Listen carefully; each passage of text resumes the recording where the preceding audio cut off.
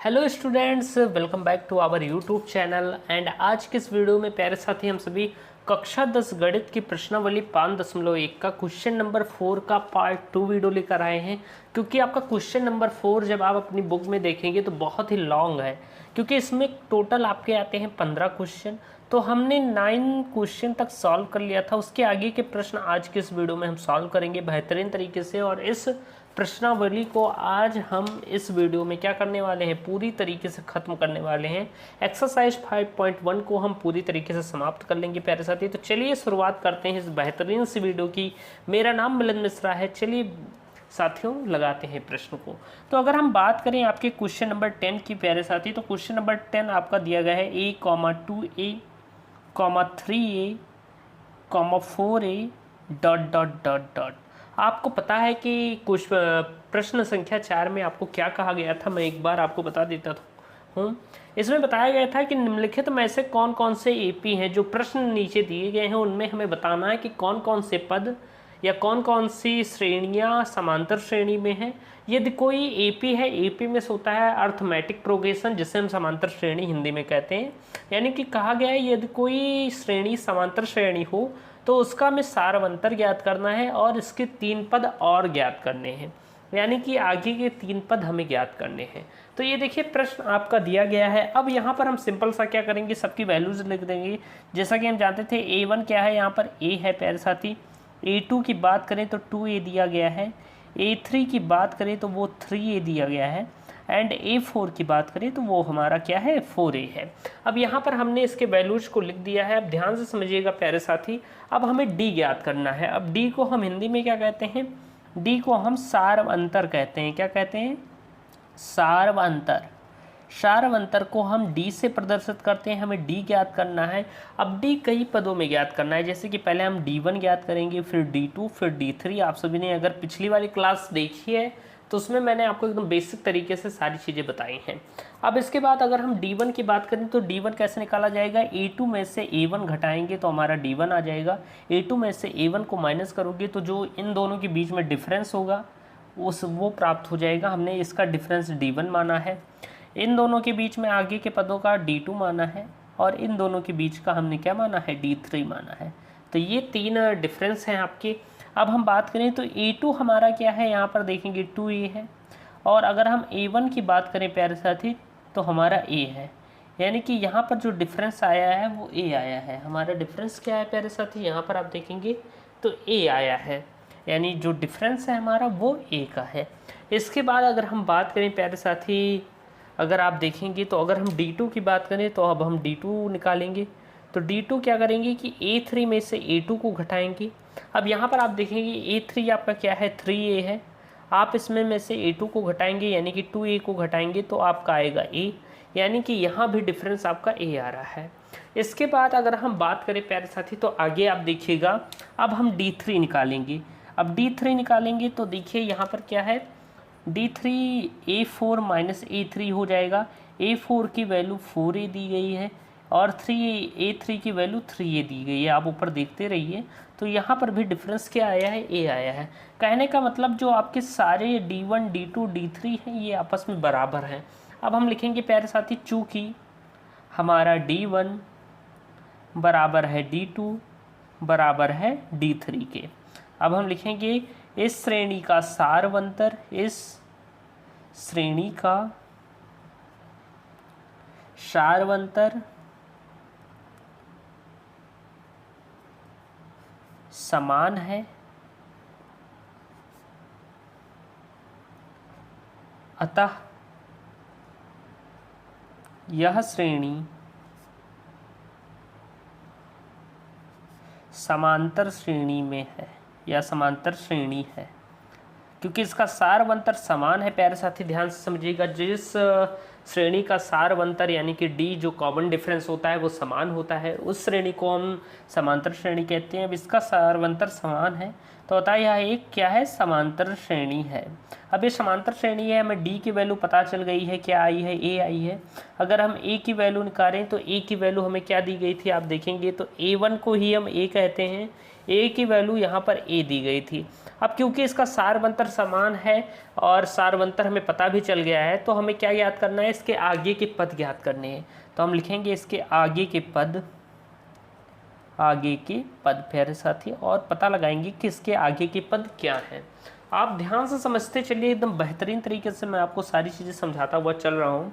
अब यहाँ पर आप देखेंगे कि आगे के पद, तो यहाँ पर आप देखेंगे तो A4 तक आपको दिया गया है। आगे के 3 पद ज्ञात करने हैं, यानी कि A5, A6, A7 हमें ज्ञात करना है।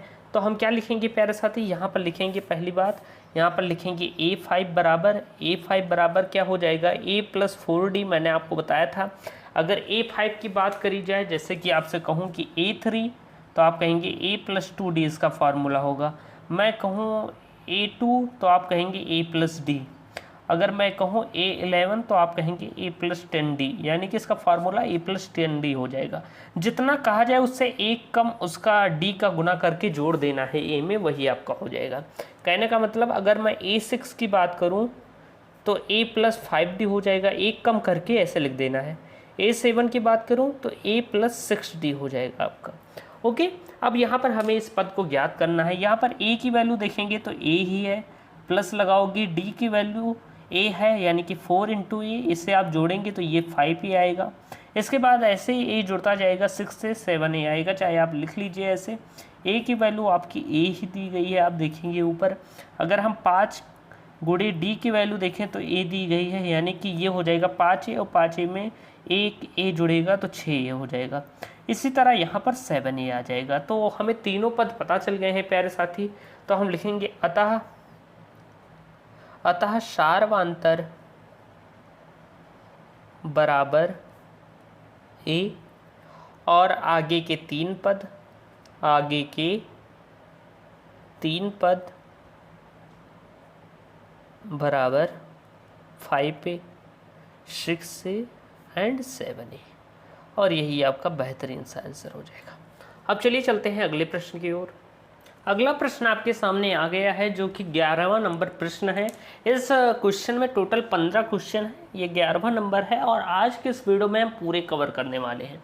इसके बाद प्यारे साथी अगर हम बात करें तो ये प्रश्न कैसे सॉल्व होगा, हम मान लिख लेते हैं। जैसे कि A1 हमारा यहाँ पर A है, अगर हम A2 की बात करें तो A² है, A3 की बात करें तो A³ है, और A4 की बात करें तो A⁴ है। ये हमने सबकी वैल्यूज़ लिख ली हैं। अब हमें पहले सारवंतर ज्ञात करना है, यानी कि कॉमन डिफरेंस जिसे हम सारवंतर कहते हैं। तो हम फर्स्ट ऑफ ऑल क्या करेंगे, सारवंतर ज्ञात करेंगे। सारवंतर को हम D से डिनोट करते हैं, जिसे हम कॉमन डिफरेंस भी कहते हैं, या D फॉर डिफरेंस भी आप समझ सकते हैं। अब हम कैसे ज्ञात करेंगे, हम D1 ज्ञात करेंगे। पहले इन दोनों पदों के मध्य का सारवंतर ज्ञात करेंगे, जिसे हम क्या कहेंगे, D1 कहेंगे। फिर हम इन दोनों पदों के बीच में सारवंतर ज्ञात करेंगे, D2 से कहेंगे, और फिर इन दोनों पदों के बीच में करेंगे, इसे D3 कहेंगे। और जब ये तीनों आपस में समान होंगे तभी सारवंतर D उसका वैल्यू होगा, और तभी हम कहेंगे कि ये श्रेणी समांतर श्रेणी है। तो पहले हम D1 ज्ञात करेंगे। तो D1 ज्ञात करने के लिए इन दोनों के पदों में है, तो हम क्या करेंगे, A2 में से A1 घटा देंगे।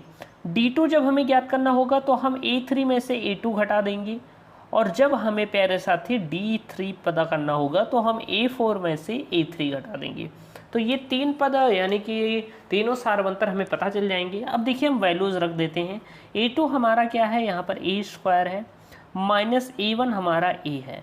अब इसे आप सॉल्व करिएगा, तो अगर मैं यहाँ पर क्या करूँ, A कॉमन ले लूँ तो ये हो जाएगा A-1, यानी कि हमारा पहला सारवंतर क्या आया है, A × A-1।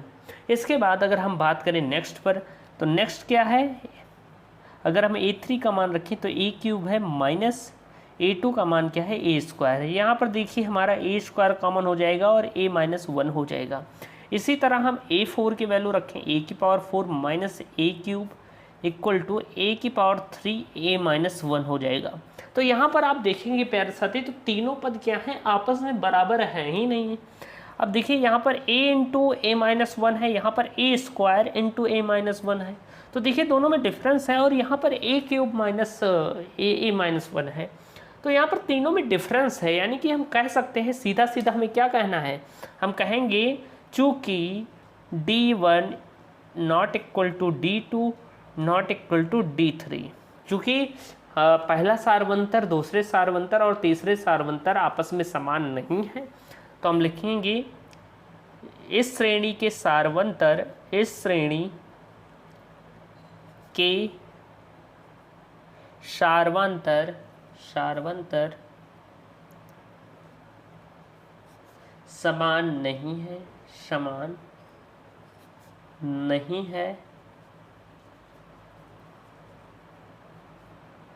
अतः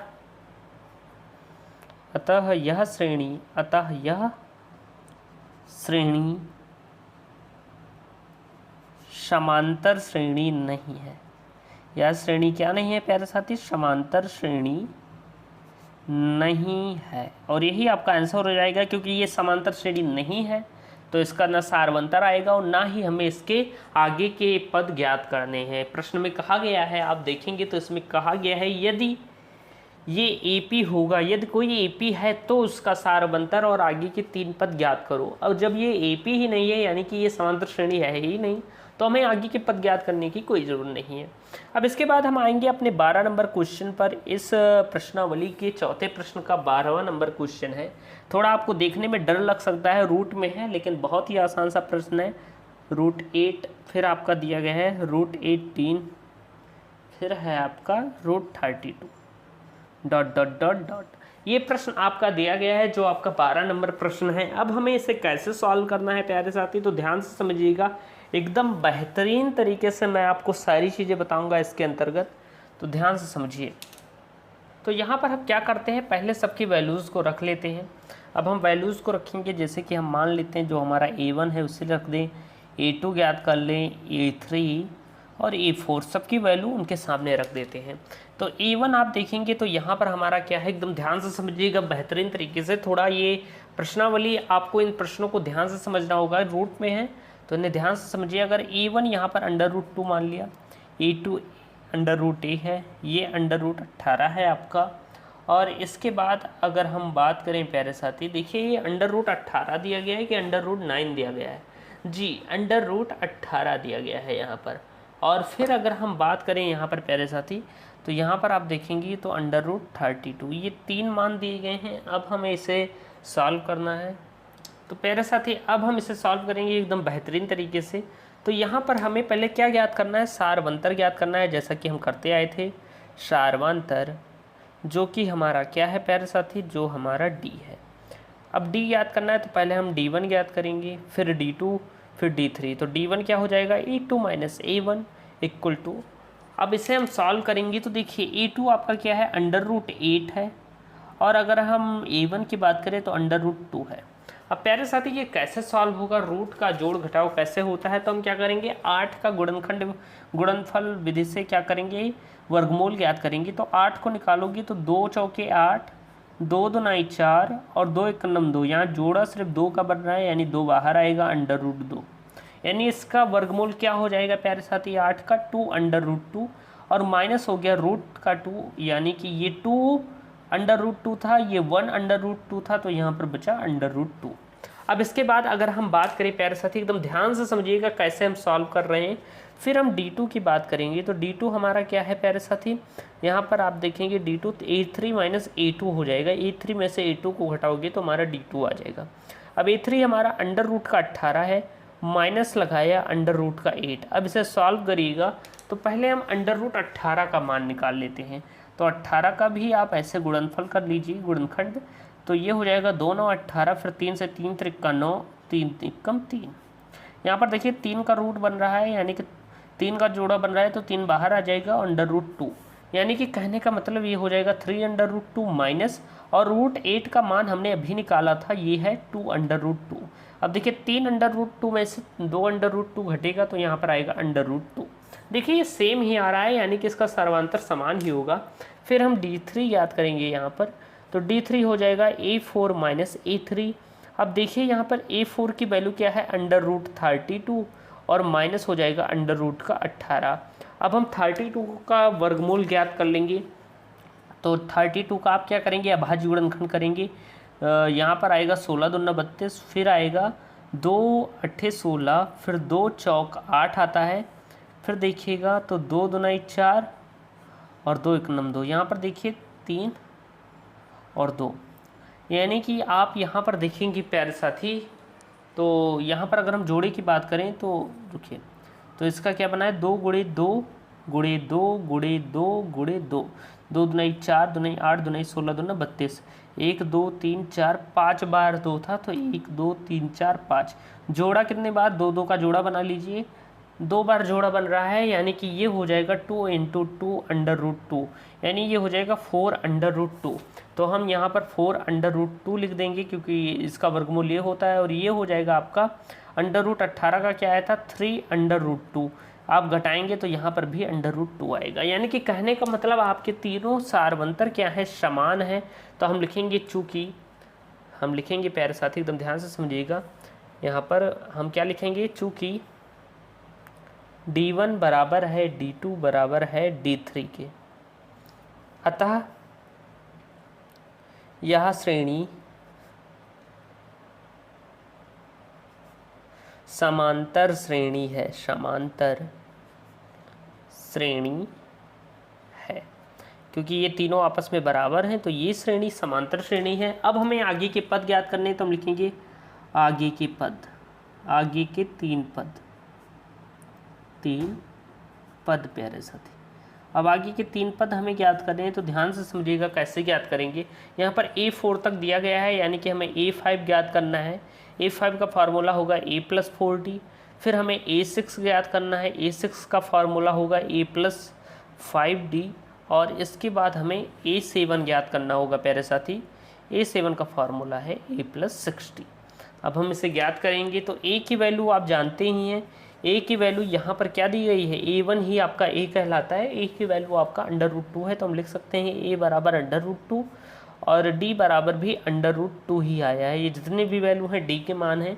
तो अब हम यहाँ पर रखेंगे तो A बराबर क्या है √2 है, प्लस लगाएंगे, फिर यहाँ पर 4 × √2। अब देखिए ये 4√2 हो जाएगा, ये √2 यानी ये हो जाएगा आपका 5√2। इसके बाद बात करें √2 में, जब आप 5 × √2 करेंगे तो ये आएगा 6 √2। ऐसे ही बढ़ता जाएगा, अगला आ जाएगा आपका 7 √2। चाहे आप सॉल्व कर लीजिए, √2 + 6 × √2 इक्वल टू हो जाएगा 7 √2, और यही आपका आंसर हो जाएंगे। आपके आगे के 3 पद ये हो जाएंगे और D आपका √2 हो जाएगा। तो आई होप आपको ये भी प्रश्न बेहतरीन तरीके से समझ में आया होगा। चलिए चलते हैं अगले प्रश्न की ओर। चलिए प्यारे दोस्त, अगला प्रश्न आपके सामने आ गया है। इसे देखना है कि आखिर हम कैसे इसे हल करेंगे। तो एकदम बेहतरीन तरीके से समझते रहिए, और बहुत ही बेहतरीन तरीके से मैं आपको सारी चीज़ें बता रहा हूँ। तो यहाँ पर हम मान रख देंगे A1 बराबर हमारा है √3, A2 हमारा है √6, A3 हमारा है √9 और A4 हमारा क्या है प्यारे साथी, A4 हमारा है √12। एकदम ध्यान से समझिएगा। अगर हम यहाँ पर बात करें सारवंतर की, तो हम सारवंतर निकालेंगे, सारवंतर जिसे हम कहते हैं प्यारे साथी D।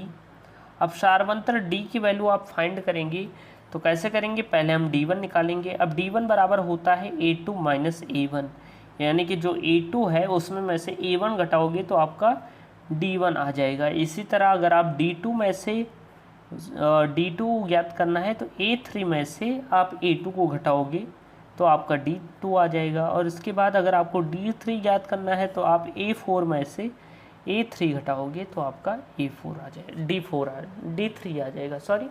अब देखिए बेहतरीन तरीके से समझिएगा। अगर हम बात करें तो A2 आपका क्या है √6 है, माइनस लगाएंगे, A1 आपका √3 है।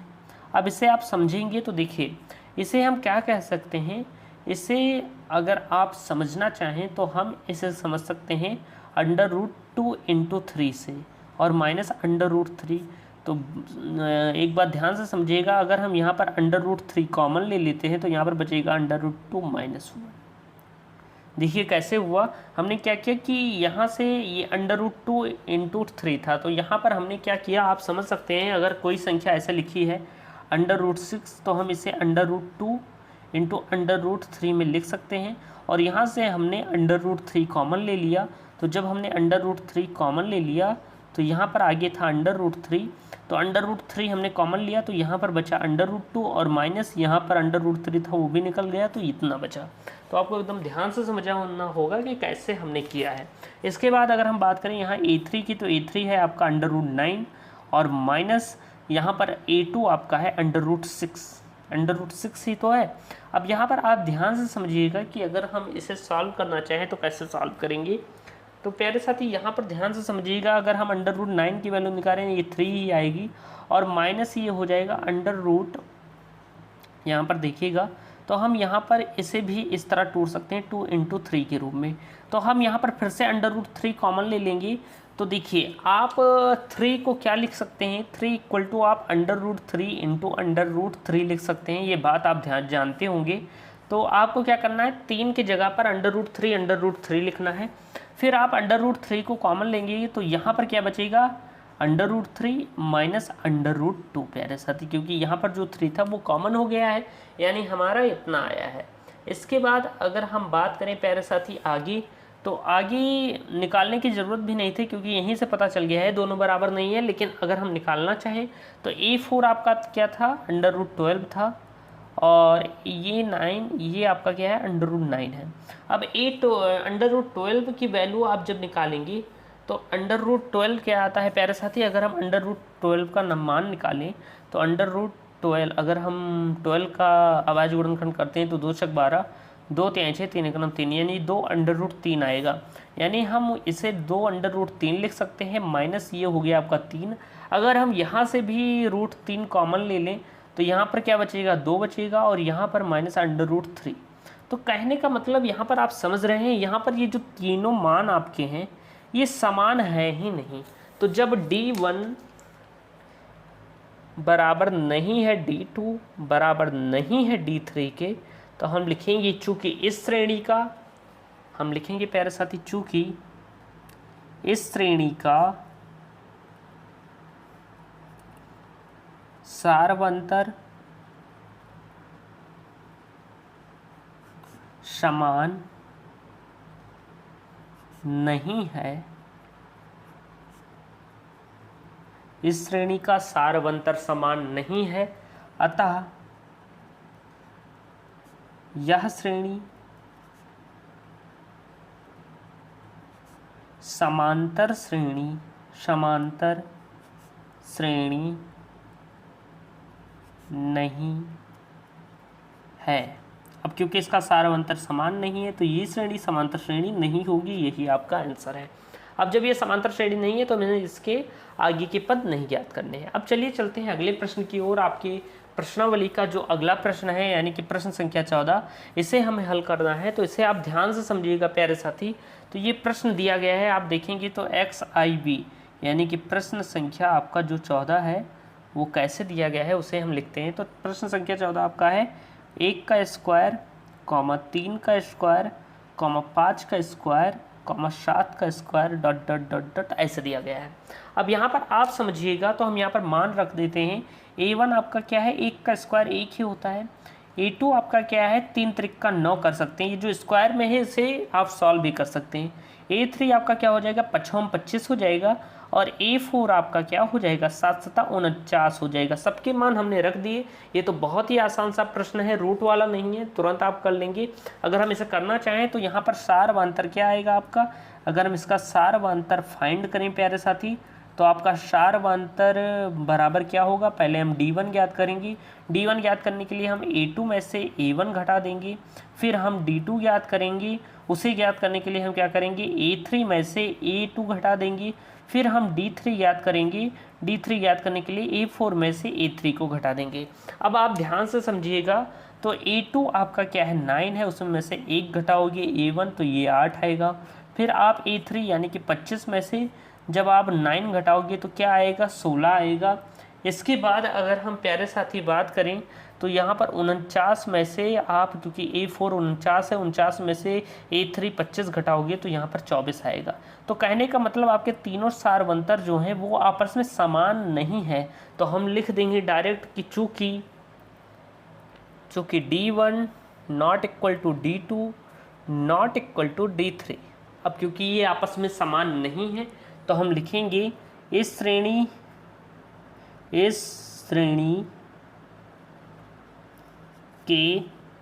श्रेणी के सार्वंतर समान नहीं है अतः यह श्रेणी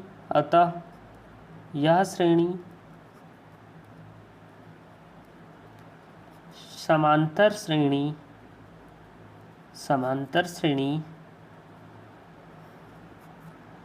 नहीं है। और प्यारे साथी यही आपका प्यारा सा आंसर हो जाएगा। आई होप आपको ये वीडियो बहुत पसंद आ रही होगी। चलिए चलते हैं अगले प्रश्न की ओर, जो कि इस प्रश्नावली का लास्ट प्रश्न है। प्यारे साथी अगला प्रश्न आपके सामने ये है और इससे बेहतरीन तरीके से हम सॉल्व करेंगे। लास्ट वाला प्रश्न है इस वीडियो का, तो एकदम बेहतरीन तरीके से सॉल्व करेंगे। अगर हम यहाँ पर वैल्यू रखें तो हम यहाँ पर a1 बराबर लिख सकते हैं 1 का स्क्वायर 1 ही होगा। अगर हम a2 की वैल्यू रखें तो 25 और a3 आपका 7 का स्क्वायर है तो 7 7 49 हो जाएगा। और a4 की वैल्यू ज्ञात करें तो 73 हो जाएगा। अब हम यहाँ पर सारवंतर फाइंड करेंगे। सारवंतर यानी कि कॉमन डिफरेंस, जिससे हम d से प्रदर्शित करते हैं। तो सारवंतर d आपका क्या है प्यारे साथी? तो पहले हम d1 ज्ञात करेंगे। d1 के लिए मैंने आपको बताया था कि जैसे ये आपका a1 है, ये a2 है, तो a2 में से a1 घटाओगे, a2 में से a1 घटाओगे तो d1 आ जाएगा। ऐसे ही आप d2 ज्ञात करेंगे तो a3 में से a2 घटा देंगे, यानी बड़ी में से छोटी को घटाएंगे तो आपका सारवंतर आता रहेगा। a3 में क्या करेंगे, a4 में से a3 घटा देंगे, यानी कि बड़े पद में से छोटा पद घटाते चलना है। अब हम घटाएंगे, यहाँ पर वैल्यू रखेंगे तो a2 की वैल्यू आपकी 25 है। 25 में से आप 1 घटाओगे तो आएगा 24। इसी तरह आप a3 49 है और a2 आपका 25 है, इसमें में से ये घटाओगे तब भी 24 आएगा। फिर 73 में से आप 49 घटाओगे तब भी आपका क्या आएगा, 73 में से आप 49 घटाओगे तब भी आपका 24 आएगा। कहने का मतलब क्या है प्यारे साथी, यहाँ पर आपके जो सारवंतर हैं d1 d2 d3 ये आपस में बराबर हैं, तो हम लिखेंगे चूँकि d1 equal to d2 equal to d3, तो हम लिखेंगे इस श्रेणी का सारवंतर समान है। अतः यह श्रेणी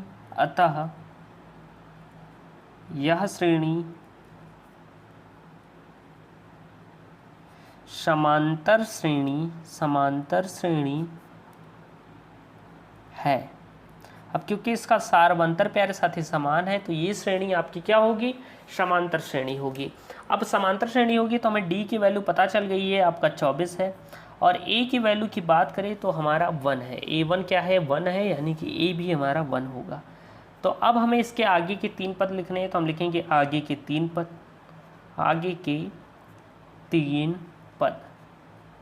के 3 पद हमें फाइंड करने हैं, एकदम ध्यान से समझिएगा प्यारे साथी। तो आगे के 3 पद हम कैसे फाइंड करेंगे मैं बताता हूँ आपको। देखिए अब यहाँ पर a4 तक हमें पता है, 4 पद हमें पता है। अब 5वां 6वां 7वां पद ज्ञात करना है, क्योंकि जो आगे के 3 हैं। तो हम a5 ज्ञात करेंगे, a6 ज्ञात करेंगे और a7 ज्ञात करेंगे। ये 3 पद हमें ज्ञात करने हैं। मैंने आपको बताया था कि जैसे a5 ज्ञात करना है तो इसका फार्मूला हो जाएगा a + 4d। a5 ज्ञात करना है तो a + 5d। एक कम करते हुए जोड़ते जाइए, यानी कि a7 ज्ञात करना है तो a + 6d हो जाएगा। यहाँ पर 7 था तो यहाँ 6d हो गया, ये 6 था तो 5d हो गया, ये 5 था तो 4d हो गया। अब हम इसे सॉल्व करेंगे तो यहाँ पर a की वैल्यू आपकी क्या है प्यारे साथी, अगर हम देखें यहाँ पर तो a की वैल्यू आपकी 1 है, प्लस का चिन्ह लगाइए। फिर 4 × d की वैल्यू आपकी 24 है।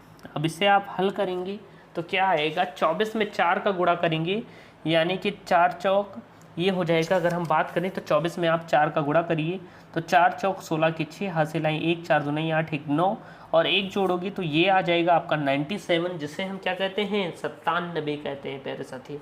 फिर इसके बाद अगर हम 1 + 5 × 24 करेंगे तो यहाँ पर क्या आएगा, यहाँ पर आएगा 121, क्योंकि 24 × 5 120 होता है, उसमें 1 जोड़ोगे तो 121 हो जाएगा। इसके बाद प्यारे साथी 1 + 6 × 24, इसे सॉल्व करोगे तो 24 छक्के क्या होता है, 144 होता है, उसमें 1 जुड़ेगा तो 145 हो जाएगा। यानी कि ये 3 पद आपके हो गए। तो हम लिखेंगे अतः सारवंतर d बराबर 24 तथा आगे के 3 पद, आगे के 3 पद इक्वल टू 97, 121 एंड 145 और यही आपका आंसर हो जाएगा प्यारे साथी। तो देखिए कितने बेहतरीन तरीके से हमने ये वाला क्वेश्चन भी सॉल्व किया है। यदि आपको ये वीडियो पसंद आई हो तो वीडियो को लाइक कीजिए, चैनल को सब्सक्राइब कीजिए और आप चाहें तो हमारा टेलीग्राम चैनल ज्वाइन कर सकते हैं, डिस्क्रिप्शन में उसकी लिंक है। मिलते हैं नेक्स्ट वीडियो में, तब तक के लिए जय हिंद, वंदे मातरम।